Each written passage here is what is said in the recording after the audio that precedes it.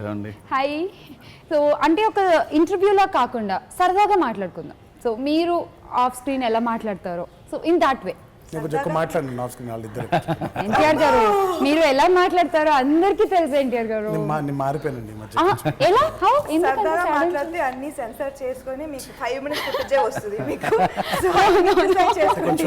కొంచెం ఆవిడ ఉన్నప్పుడు నేను కొంచెం సైలెంట్ అయిపోతాను, నేను మాట్లాడలేను, ఎందుకంటే తనే మాట్లాడుతుంది. సామ్ ఇంత కంట్రోల్ చేస్తున్నారా మీరు ఎన్టీఆర్ ని?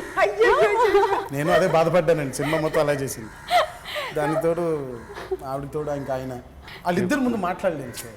జనతా గ్యారేజ్ ఇక్కడ అన్ని రిపేర్లు చేయబడును, ఇది మీ క్యాప్షన్.